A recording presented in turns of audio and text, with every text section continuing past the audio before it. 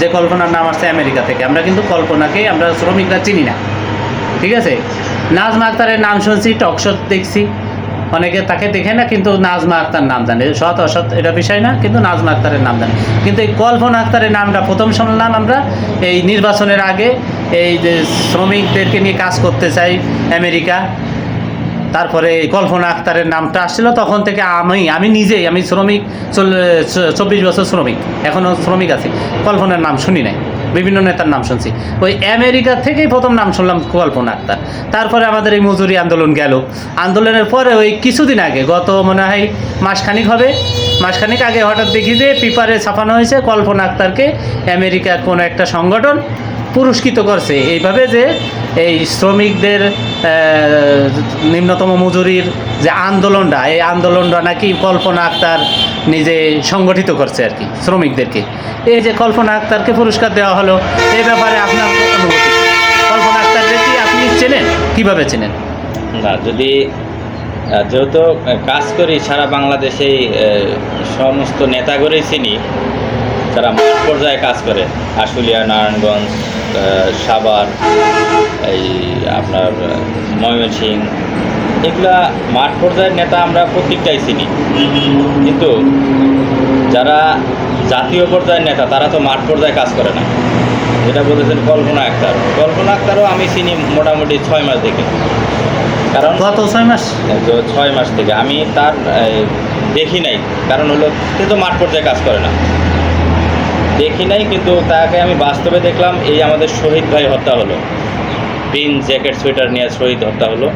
এই শহীদ হত্যায় আপনার কল্পনা আক্তার, বাবুল আক্তার আসছিল, পরে এখানে মোটামুটি একটা দেখলাম যে মানে উনি বাদী হয়ে শহীদ ভাইয়ের হত্যাটা চালাইতেছে। এই হত্যাটা দেখা যাবে কতটুকু মানে এই শহীদের পরিবার তার পায়, যেহেতু উনি মানে তার বাদী হয়েছে এবং দেশ বিদেশে তার নাম আছে, কিন্তু তার সাথে বেশি নাম আছে নাজমা আক্তারের। এখন বিষয়টা হলো, নাজমা আক্তার এক সময় মাঠ পর্যায়ে ছিল, এইদিকে তার অনেক আসে যায়, পরিচয় আছে, কিন্তু ওইভাবে কল্পনা আক্তার এক মানুষ চিনে না। শ্রমিকরা যদি আপনি বলেন যে কল্পনা আক্তারকে চিনবো না, আমি মোস্তফার কথা বলেন, অন্য নেতাদের কথা বলেন, এক নামে চিনবো যে হ্যাঁ নেতা। তো ভাই এই ক্ষেত্রে যেহেতু আমেরিকার সংগঠন তারা করে, যেহেতু এনজিও করে, তাদের চিনারি কথা। কারণ হলো আমি যদি মাঠ পর্যায়ে কাজ করি আর এই রিপোর্টটা যদি আমি আপনাকে দিয়ে দেই, কারণ আপনি যদি ওই রিপোর্টটা নিয়ে মনে করেন যে আমি রিপন ভাই বড় নেতা, আমি সব মজুরি আন্দোলন সব আমি করছি, এটা আপনি মিথ্যাচার করে আপনি আপনার হাইলাইট হইতে পারেন, আপনি এটা নিয়ে ক্রেডিট নিতে পারেন। মানে মাঠও তার, রেফারিটা।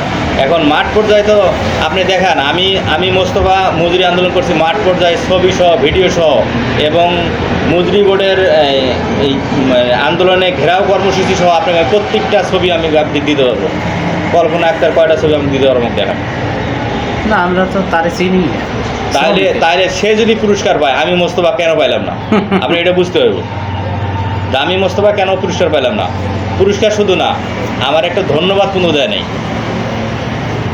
তাহলে আমারও তো অনেক সময় ঝুঁকি চলে আসছে, প্রশাসনিক ঝুঁকি। আমরা মজুরি আন্দোলন করছি, অনেক সময় আমার বাসা থেকে পাড়ায় থাকা লাগছে, হ্যাঁ, আমার অনেক শ্রমিক ভাই মারা গেছে। বিপদ যে কোনো সময় আসতে পারে, যারা মাঠে থাকে তাদেরই বিপদ আসে। এখন পুরস্কার পায় এলো যারা, এখন আমার ভাই মারা গেল, আমি পুরস্কার পাইলাম না, আপনি শুইনা মুসলমান হইয়া আপনি আমেরিকায় পুরস্কার পাচ্ছেন, ইয়াদে পাইতেছেন। রানা প্লাজারে শ্রমিকরা ধ্বংস হইলো, এই শ্রমিকরা অনেক শ্রমিক মারা গেছে, নিহত হয়েছে। এই শুনলাম যে রানা প্লাজার নিয়েও অনেক নেতারা ব্যবসা করছে, কোটি কোটি টাকা ব্যবসা করছে। কেন ভাই? আপনি যদি আজকে আপনি জাতীয় নেতা পরিচয় দেন আর আপনার এনজিও করেন আর যাই করেন, আপনি আজকে, আমি মনে করি আমি মোস্তফা শ্রমিকের টাকায় চলি, শ্রমিকের চাঁদায় চলি, শ্রমিকরা যদি আমারে চাঁদা দিয়ে বড়লোক করে, ওটা হিসাব আলাদা। আর আমি শ্রমিকের মাথা বিক্রি করে আজকে কোটি টাকার মালিক, আমি শ্রমিককে ঘৃণা করি, এটা ঠিক না।